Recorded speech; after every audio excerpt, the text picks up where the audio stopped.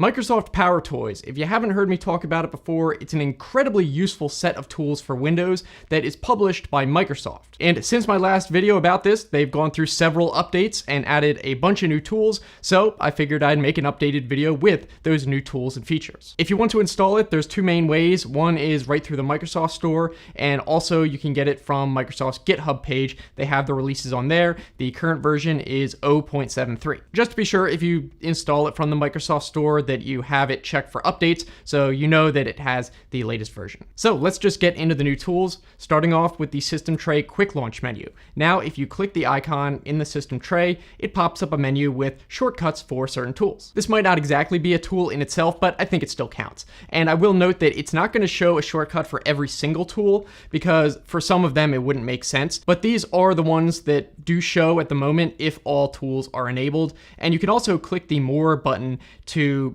look through all the possible tools and enable them or disable them from there. Next up, we have Mouse Without Borders, which is pretty cool. It basically lets you use your cursor for your mouse across multiple devices seamlessly. I believe all the computers have to be on the same network, but you basically generate a key on the one computer and put in the other, which allows it to connect. You can even choose to have it share the clipboard across the different devices, and even use the clipboard to share and move files under a certain size. I believe at the moment it's 100 megabytes. There's also lots of other settings you can look through having to do with security or how the mouse cursor behaves, but you can just look through those. Moving on, we have Paste as Plain Text, which is pretty self-explanatory. Basically, if you have any text in the clipboard that has formatting, such as font size or color or underline, something like that, if you use the Paste as Plain Text shortcut, it will paste it without all that formatting, just the raw text, which usually means that the program itself will decide what the formatting will be, so it usually will match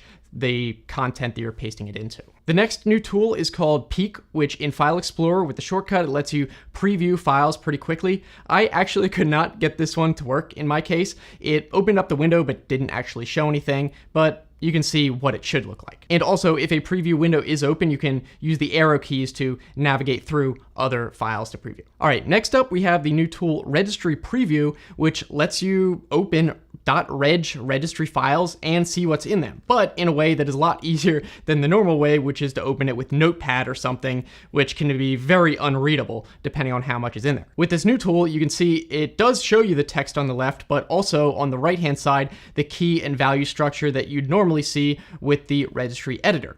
And you can also have it open the registry editor directly to the key if you want, so you don't have to search for it. And if you click on different keys in that window, it'll also update and show you what's in that below. Another neat thing that I noticed is if the reg file would delete a certain key, it'll actually show that with a trash can icon, so that's pretty neat. Now, the next tool is Crop and Lock, and this one's pretty cool. When you press the shortcut, it lets you select a region of the current program, and whatever you outline and select, it will create a second new window just with that selected region. And it actually updates it in real time if the original window changes, and also the cropped window will stay on top. This could definitely be useful, for example, if you need to reference another program, but you don't want to have that program's window all the way open and blocking something. There's also this reparent option with a separate shortcut where instead of creating a copy window that's cropped, it actually crops the original window. And then when you close the cropped version, it reopens the original. One quick thing to note, if you want to use this tool on a program that's running as administrator, you also have to have PowerToys running as administrator. And the next new tool is actually part of the mouse utilities set, and this is called Mouse Jump. When you go to use this with the shortcut, it will bring up a small image of all your monitors for your computer, and wherever you click, it moves your mouse to the place you clicked on your actual monitors. Probably useful if you have a bunch of screens, though I noticed that the default shortcut is kind of clunky, so you might want to remap that. So those are all the completely new tools, but a lot of the other existing tools also got some features added, so here's some of the notable ones that I noticed. First of all, the Keyboard Manager tool, which lets you remap keys, now supports the numpad, so you can remap those keys. Also, the Text Extractor tool, one of my personal favorites, now lets you change the default language to any other ones that you have installed. Just be sure to read the thing that talks about installing the proper